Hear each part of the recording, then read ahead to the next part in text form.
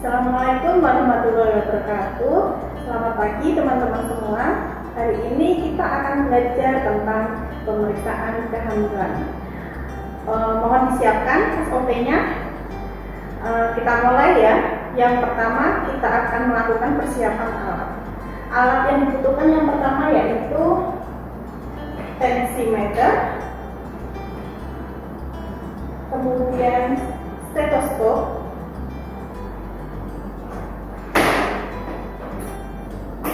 kemudian ada termometer,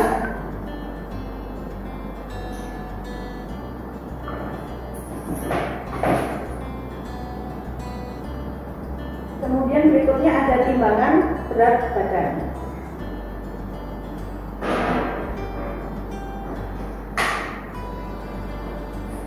Pengukur tinggi badan biasanya ini sudah menempel di tembok.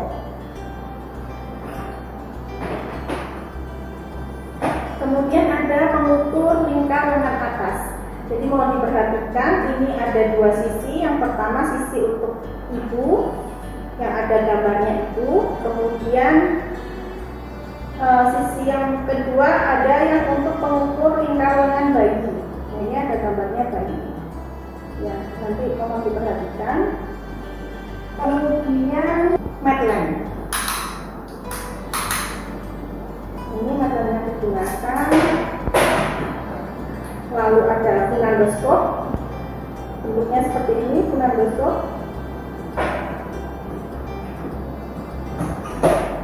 Kemudian yang berikutnya ada refleks hammer.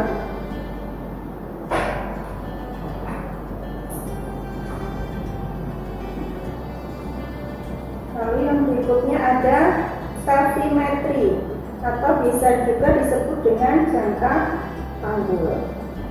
Nah, nanti untuk penggunaannya ini ada kuncinya, jadi nanti bisa dilonggarkan. Kemudian setelah itu dikunci seperti ini. Baru nanti kita ukur di panggul itu. Ini ya. Ini ada kuncinya, bisa dilonggarkan. Ya. Ini yang dinamakan selfimetri. Nah, yang terakhir ada Doppler. Jadi ini bentuknya Doppler macam-macam. Untuk yang di lab keperawatan ada yang modelnya seperti ini. Jadi ini menggunakan baterai. Kemudian ini ada tombol powernya, nanti silakan dinyalakan. Nah, terus nanti ditempelkan di perut ibu. Nah, seperti ini. Nah, nanti bisa terdengar suara denyut jantung janinnya. Nanti akan muncul di sini contohnya ada 81. Nah, denyut jantung janinnya akan muncul di layar ini. Ya. Nah, sebelum pemakaian Doppler jangan lupa menggunakan ultrasound transmission gel. Jadi menggunakan gel. Jadi sebelum menggunakan Doppler ini satu set nanti di tempatnya ada ini sama gel. Nah, gelnya ini nanti sebelum ditempelkan di perut ibu dikasih gel.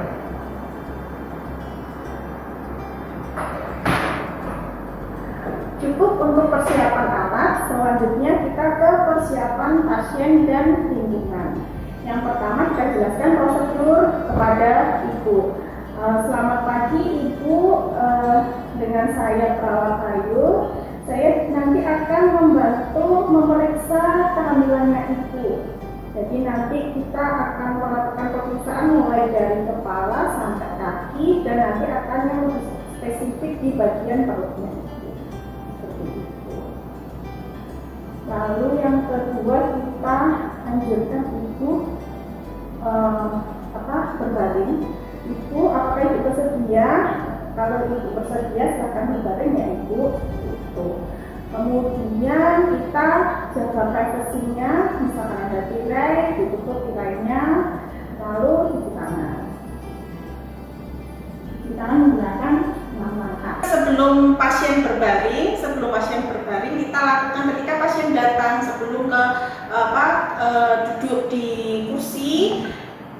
Sebelum kita disuruh berbaring, kita anjurkan pasien atau melakukan pemeriksaan kepada pasien. Yang pertama terkait tinggi badan tadi. Jadi ibu, kita ukur tinggi badannya dulu, kemudian berat badannya, kemudian tensinya dan sebagainya. Kemudian hilanya juga hadapnya seperti ini. Jadi ke ibu nanti dimasukkan.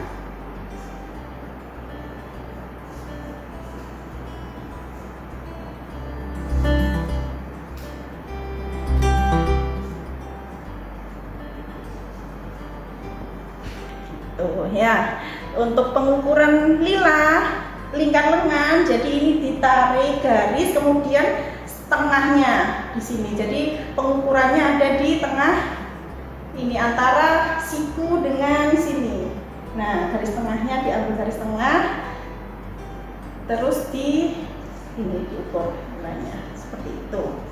Setelah pengukuran lila, kita lanjut ke head to toe tadi. Kalau sudah pengukuran timbang berat badan, tinggi badan, lila dan sebagai tekanan darah, ibu kita anjurkan untuk berbaring. Monggo bu, silakan berbaring di tempat tidur bu. Kita lanjutkan pemeriksaannya di tempat tidur. Kemudian kita mulai dari kepala. Nah, kemudian kita mulai ke arah kepala dan leher. Mohon maaf karena ini pantungnya hanya payudara ke bawah, jadi kepalanya nggak ada, kita perumpamaan. Kepala kita cek apakah sebaran rambutnya apakah merata, kemudian warna rambutnya hitam atau kuning atau merah seperti rambut jagung. Nah, kalau seperti rambut jagung, kita curiga indikasi adanya malnutrisi pada ibu. Kemudian kita ke wajahnya, kita ke matanya, ke konjungtivanya anemis atau tidak. Kemudian ada di daerah gigi ada karies atau enggak, lalu juga di tenggorokan ada nyeri telan atau enggak. Lalu kita ke dada, kita cek suara jantung parunya.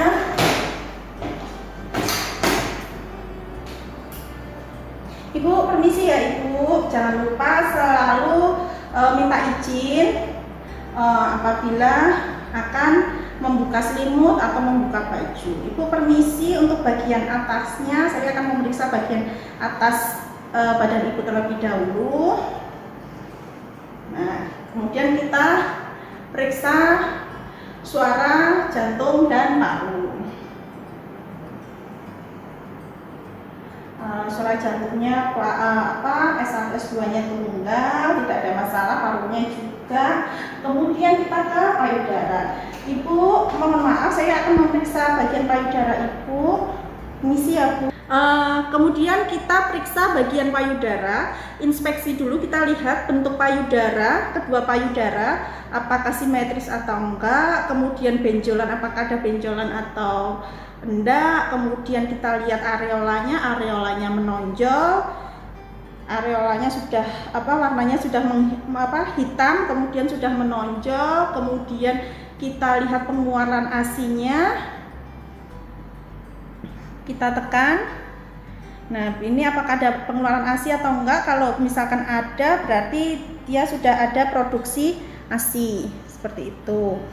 Kemudian ketika inspeksi kita lihat bentuk putingnya apakah menonjol atau enggak. Ada berbagai macam bentuk puting, misalkan ada yang cracked itu misalkan pecah-pecah, dan ada juga yang inverted, dia masuk ke dalam, jadi putingnya masuk ke dalam. Nah, penting sekali untuk mengkaji bentuk puting karena itu nanti akan salah satu faktor yang menghambat ketika menyusui, seperti itu. Nah, pada pasien ini putingnya sudah menonjol. Nah, setelah itu kita ke abdomen. Karena abdomen ini nanti pemeriksaan inti dari pemeriksaan kehamilan ini atau ANC, kita relatif dulu, kita ke genitalia dulu. Kemudian ke genitalia genetalia, kita cek, kita tanyakan ke ibu apakah ibu mengalami keputihan atau ada sempat perdarahan atau juga gatal atau ada cairan lain yang keluar dari genetalia, misalkan cairan yang bening gitu kayak pipis gitu kan. Nah, kita curiga adanya pengeluaran ketuban. Nah, kemudian selanjutnya setelah genetalia kita tanyakan, kita ke ekstremitas. Di ekstremitas ini kita kaji apakah ada edema. Jadi biasanya kalau pada ibu hamil kan keluhannya itu ada edema. Jadi kita lakukan titik edem, kedalamannya itu 2 mili atau 3 mili dan sebagainya. Setelah itu kita CRT. Jadi kita lihat CRT-nya kembali kurang dari 2 detik, berarti aliran darah ke bawahnya normal atau aliran darah ke bagian perifernya itu normal. Kemudian kita periksa juga adanya varises. Kemudian kita lakukan efek patella karena ibu sudah berbaring, daripada nanti disuruh duduk kemudian berbaring lagi. Nah, ini kan akan menimbulkan ketidaknyamanan pada ibu. Untuk efek patellanya nanti aja di akhir pemeriksaan atau bisa dilakukan di awal tadi sebelum ibunya duduk, kita periksa dulu efek patellanya. Ya, jadi untuk di refleks patella, misalkan tadi di awal sudah kita lakukan refleks patella, misalkan hiperrefleks, maka pasien curiga atau kita curiga kemungkinan untuk terjadinya preeklamsi itu tinggi karena adanya hiperkalemi.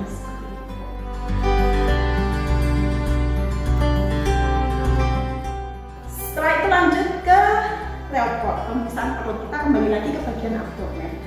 Oke, sekarang kita lanjut ke pemeriksaan Leopold.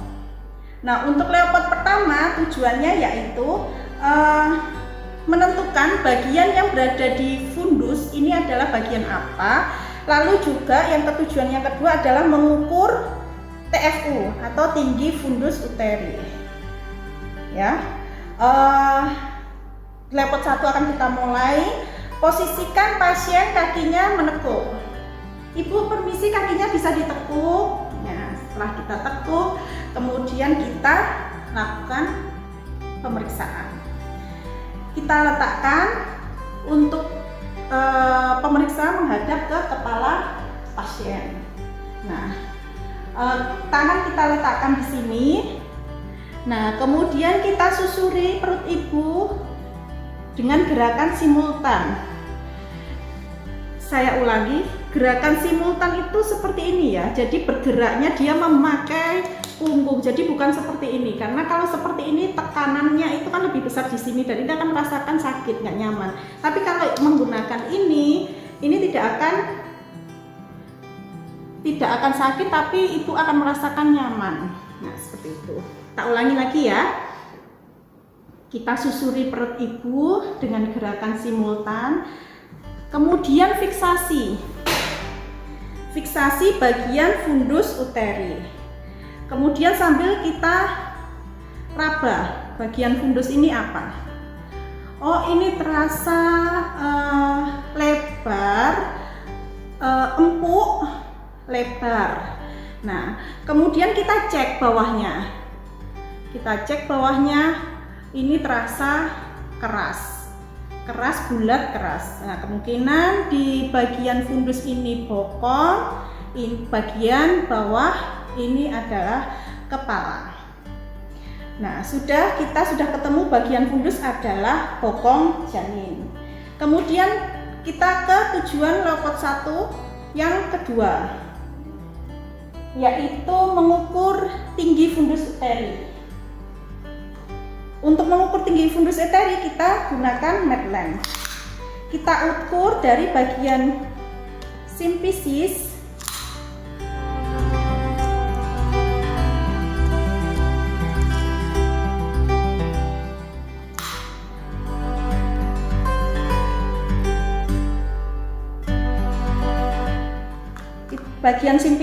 melewati pusat atau umbilikus, kemudian kita ukur sampai ke fundus tadi. Nah, hasilnya adalah 32. Jadi kita dapatkan TFU-nya 32. Leopold 1 sudah selesai, kita lanjut ke Leopold 2. Tujuan dari Leopold 2 adalah menentukan bagian kanan maupun bagian kiri ibu. Ini adalah apa? Jadi bagian kanan itu apa? Bagian kiri janin, bagian kiri ibu itu bagian apanya janin? Seperti itu. Kalau memeriksa bagian kiri ibu, maka bagian kanan ini kita tahan. Kita tahan, terus kemudian kita raba yang bagian kiri. Kita raba ini kira-kira, ini karena teraba seperti papan, jadi lebar sekali dari sini sampai ke sini itu lebar kayak papan. Kemungkinan adalah punggung. Kemudian kita cek bagian kanannya ibu. Nah, sebaliknya ini kita tahan, kita ke sini. Ini teraba rongga-rongga. Ada bagian kecil yang menonjol di bagian sini, kemudian di bagian sini ada bagian kecil-kecil lagi, dan yang lain itu adalah bagian kosong, rongga-rongga kosong. Nah, kemungkinan ini adalah ekstremitas bayi. Sehingga kita dapatkan hasil untuk Leopold 2, punggungnya ada di sebelah kiri, jadi puki. Punggung ada di, biasanya kita nyebutnya puki, puka atau puki. Kalau pada pemeriksaan ini hasilnya adalah puki karena punggung ada di sebelah kiri. Nah, setelah itu, setelah ketemu punggungnya, kita ukur DJJ. DJJ-nya janin. Karena punggung di sini, kemudian tadi kepala di sini, jantung kan kemungkinan di sini. Jadi kita periksa DJJ. Pengukuran DJJ bisa menggunakan dua cara. Yang pertama menggunakan funendoskop, yang kedua menggunakan Doppler. Nah, kita lakukan yang funendoskop dulu. Tadi sudah ketemu puki, punggungnya di sebelah kiri, kemudian kepala kemungkinan di bawah, ini bagian kepala. Nah, jantungnya di area sebelah sini kira-kira ya, antara kepala dan punggung. Nah, kita letakkan funendoskop di sini, lalu kita melihat jam, kemudian kita dengarkan, kemudian tangan sebelah kanan memegang denyutnya ibu. Jadi kita pegang yang nadi di radialis ini, kita pegang, kita rasakan dulu apakah denyut jantung janin dengan denyut jantungnya ibu itu berbeda. Kalau misalkan denyut yang kita dengarkan di sini ini lebih cepat, maka itu memang benar denyut jantungnya janin.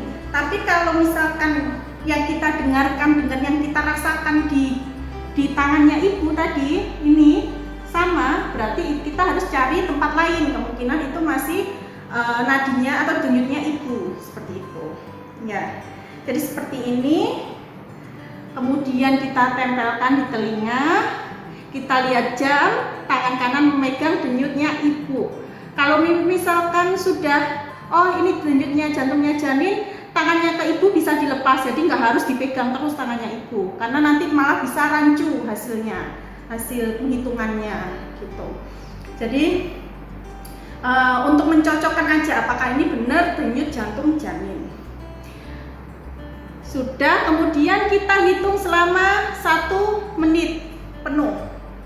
Seperti itu penghitungan menggunakan funendoskop. Lalu juga ini jangan dipegang selama penghitungan. Jadi ketika sudah dicocokkan, sudah benar ini denyut jantung janin, bukan denyutnya ibu, tangannya di Doppler bisa dilepas, tangannya yang di ibu juga bisa dilepas. Kita fokus menghitung sama lihat jam. Hitung 1 menit penuh ya. Lalu bagaimana jika tidak terdengar? Nah, apabila tidak terdengar, kita bisa cari geser tempatnya, areanya. Di bagian mana yang paling terdengar? Biasanya di area sekitar umbilikus ini kan bagian yang paling tipis. Jadi ya di area-area sini, misalkan agak sih nggak terdengar, bisa kita naikkan ke atas. Karena ini kan peregangan ya, ini bagian yang tertinggi, kemudian mengalami peregangan. Nah, ini biasanya bagian yang paling tipis kulitnya, seperti itu. Jadi bisa kita geser-geser, kita cari yang paling terdengar yang sebelah mana. seperti itu. Yang pertama untuk phone underscore selesai, kita ke yang menggunakan alat yang kedua yaitu doubler. Kalau ini lebih modern dan lebih gampang, jadi nanti tinggal dikasih gel di perutnya ibu, kasih gel.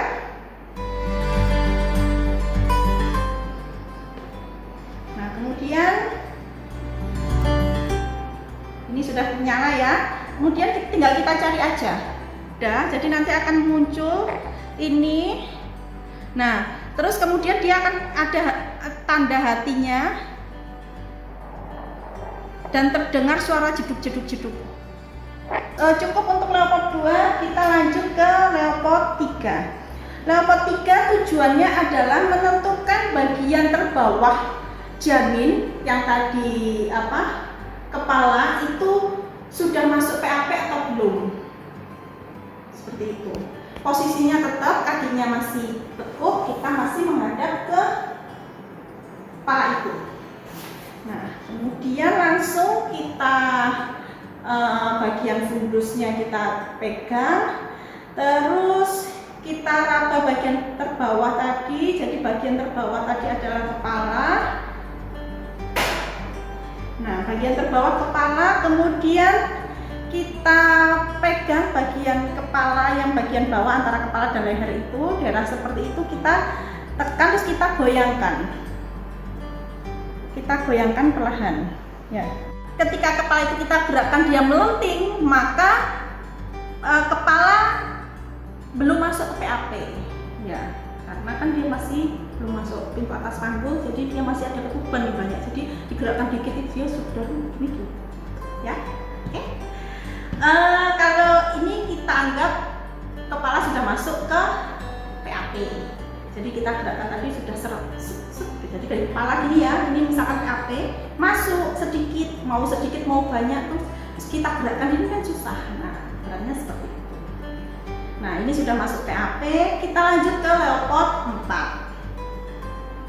Leopard 4 tujuannya yaitu mengukur seberapa jauh kepala itu masuk ke PAP atau seberapa besar bagian terbawah janin yaitu kepala itu masuk ke PAP. Kita posisikan dulu pasien kakinya lurus, kemudian pemeriksa menghadap ke kaki pasien. Nah, ada dua cara. Yang pertama menggunakan sudut divergen dan konvergen. Kemudian cara kedua yaitu perlimaan. Jadi kita nanti ukur perlimaannya. Cara yang pertama kita urut kepala. Jadi tangan kita itu menyusuri sesuai dengan bentuk kepalanya. Nah, kalau misalkan seperti ini, kepalanya di sini ya. Nah, misalkan seperti ini, berarti ini artinya adalah konvergen. Sebagian kecil kepala itu masuk ke PAP.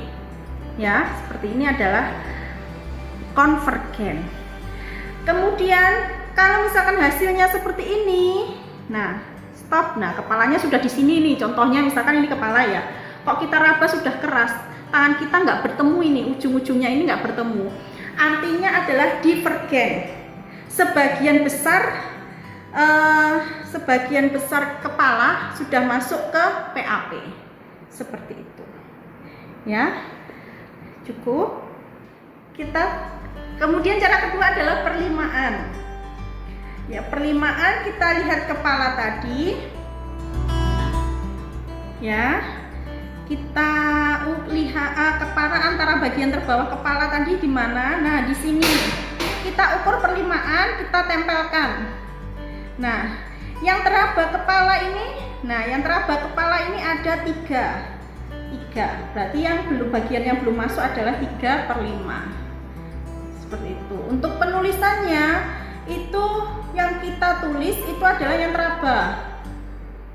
Karena kan kita nggak tahu ini yang masuk itu apakah memang benar 2/5 atau enggak. Kemungkinan misalkan kepalanya besar, ini teraba 3/5, tapi sebenarnya ini bagiannya masuk ini lebih dari 2/5 kan bisa.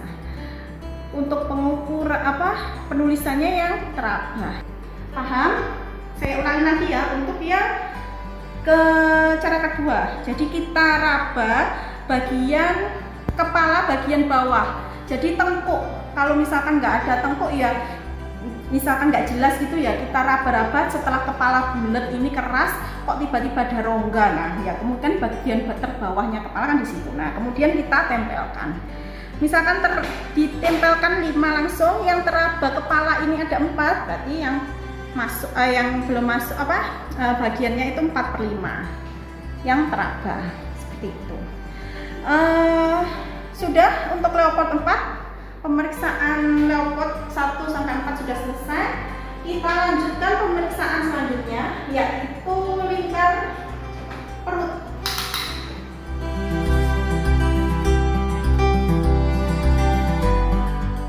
Jadi kita ukur lingkar perutnya ibu. Ibu permisi kita masukkan metlemnya. Misalkan ibunya bisa miring ya bisa miring. Ibu permisi miring ke sebelah kiri dulu ya Bu. Ya. Sudah Bu, sudah pelan-pelan Bu, tidur lagi. Nah kemudian kita ukur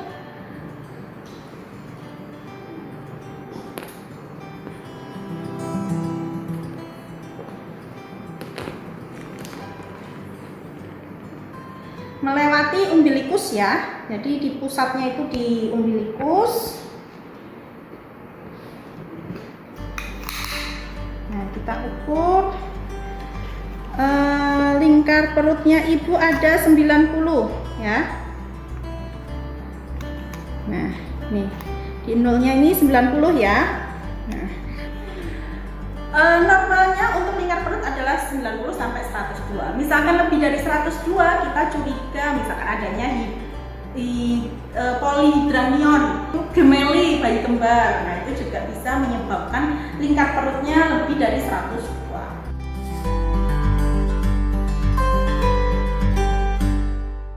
Nah selanjutnya kita melakukan pemeriksaan panggul, pengukuran panggul. Nah untuk pengukuran panggul ini sebenarnya jarang sekali dilakukan kalau di pelayanan, tapi kita harus tahu juga karena ini salah satu cara untuk mengukur panggulnya apakah bisa melahirkan normal atau enggak. Tapi ini bukan satu-satunya acuan gitu. Terutama ini dilakukan apabila berat badan bukan tinggi badan ibu itu kurang dari 145 cm. Jadi kita curiga apakah memang panggulnya itu kemungkinan bisa melahirkan normal atau enggak. Tapi sekali lagi ini bukan satu-satunya acuan karena banyak faktor penyulit persalinan itu tidak hanya dari panggul, tapi banyak faktor.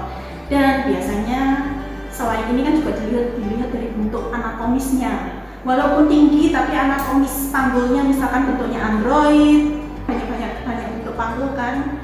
Nah kalau yang nggak normal ya itu juga akan menunjukkan.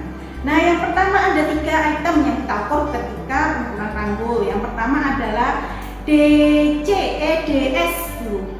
DS itu adalah distansia spinarum. Distansia spinarum itu jadi dari spina iliaca sias, tahu ya, sudah lewat anatomi kan ya. Spina iliaca anterior superior antara sinistra dan dextra gitu. Jadi tonjok. Selanjutnya adalah pemeriksaan panggul.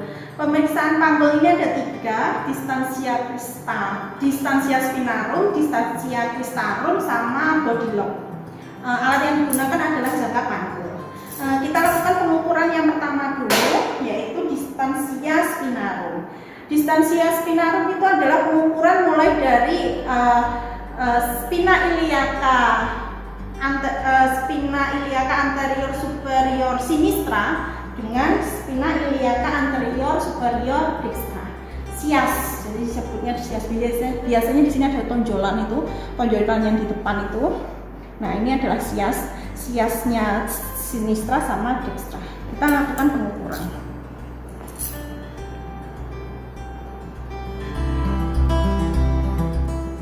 Nah kemudian kita kunci,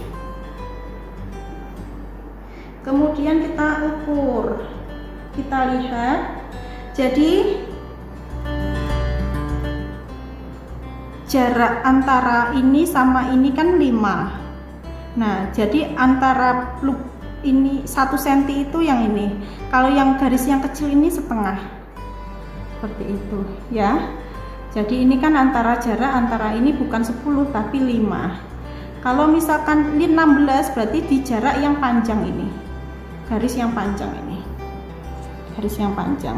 Nah, kalau pada pasien ini tadi 23 ya, 23,5 ya, ini kan garisnya ada 20, terus kemudian 1 di sini, 2 di sini, 3 di sini. Nah, ini lebih sedikit, jadi 23,5. Nah, 23,5 berarti normal, karena normalnya untuk distansia spinarum adalah 23 sampai 26 cm. Kemudian kita ke pengukuran yang kedua, yaitu distansia cristarum. Jadi distansia cristarum itu adalah crista iliaca, sebelah sinistra sama dextra. Jadi setelah sias itu kan ada benjolan di depan, kemudian melengkung agak ke atas. Nah, agak ke atas itu adalah crista iliaca. Nah, kita ukur dari situ. Siasnya di sini, kemudian ke belakang.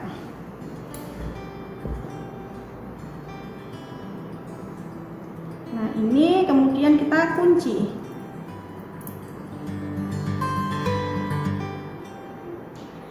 Kita lihat lagi, ini ada 25, kemudian garisnya ada 1, 2, ini 25,5, ini 26 ya.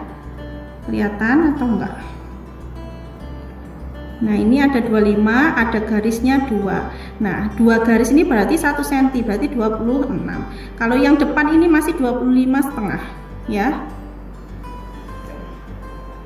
Berarti 26 untuk distansia cristarum. Normal, karena normalnya 26 sampai 30. Kemudian kita ke body lock. Body lock itu adalah jarak antara simfisis ke lumbal ke 5. Untuk yang ketiga adalah pengukuran body lock. Pengukuran body lock yang pertama adalah kita ukur dari simfisis pubis ke lumbal ke 5. Untuk lumbal ke 5, cara pengukurannya yaitu Ibu dianjurkan miring. Ibu, permisi Ibu, miring ke sebelah saya ya Bu. Iya, hadap ke saya Bu. Misi ya Bu.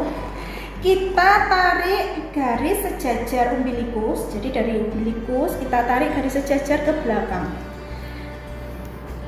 Nah, garis yang sejajar umbilikus ini kita umpamakan adalah lumbal ketiga, atau kita katakan adalah lumbal ketiga. Kemudian kita turun 2 ruas. Jadi di lumbal itu, di tulang belakang itu kan teraba ruas-ruas tuh. Nah, kalau misalkan kita raba turun ke bawah 2 ruas, berarti ini adalah lumbal ke 5. Setelah itu kita ambil pelvimetri, kita letakkan di lumbal ke 5, dan yang di bagian depan adalah kita letakkan di bagian simfisis, ya, di tengah simfisis ini. Setelah itu kita kunci.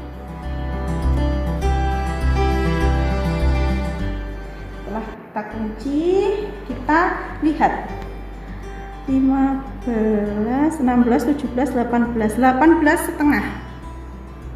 18 setengah ya, ini kan 15. 16 di garis panjang ini 16, ini 17 garis panjang, 2 garis ini, terus 18, terus lebih setengah. 18 setengah. Normalnya adalah 18 sampai 20. Nah, untuk pemeriksaan panggul sudah selesai. Apabila ternyata pemeriksaan panggulnya itu ternyata tidak sesuai, belum tentu berarti ibu ini tidak bisa melahirkan secara normal. Tapi faktor penyulit persalinan itu macam-macam, bedanya ditentukan oleh panggul. Dan misalkan panggulnya seperti ini juga, misalkan ternyata tidak normal, misalkan terlalu kecil, semuanya itu di bawah nilai normal, itu harus dilakukan juga pemeriksaan misalnya dari USG dan sebagainya. Jadi bukan satu-satunya acuan apakah ibu bisa dari normal atau enggak.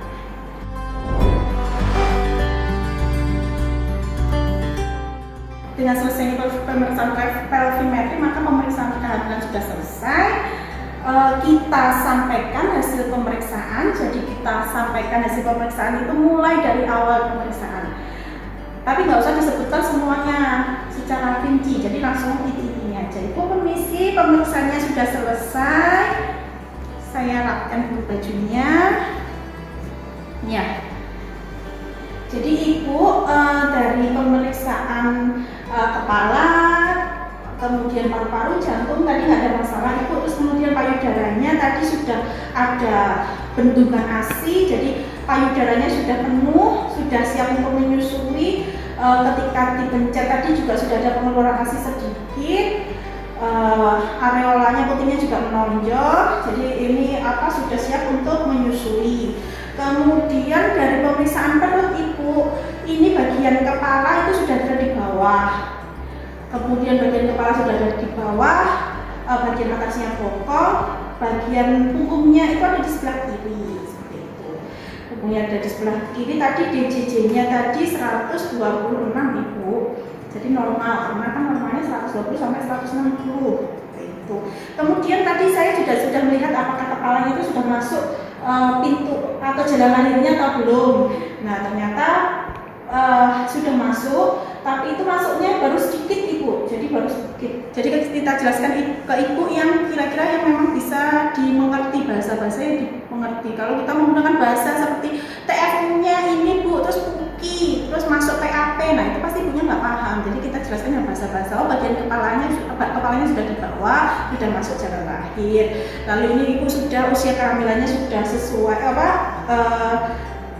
usia kehamilannya sudah 8 bulan ke atas. Nanti ibu bisa jalan-jalan untuk memperlancar persalinan. Kemudian ibu periksa lagi nanti ke sini 2 minggu lagi sesuai jadwal. Kalau misalkan ada keluhan di luar waktu kontrol, ibu langsung kesini aja, nggak usah nunggu jadwalnya. Kemudian tadi juga melakukan pemeriksaan perut tadi juga sudah normal bu 90, karena normalnya kan 90 sampai 102. Terus kemudian pemeriksaan panggulnya juga insya Allah sih nggak ada masalah.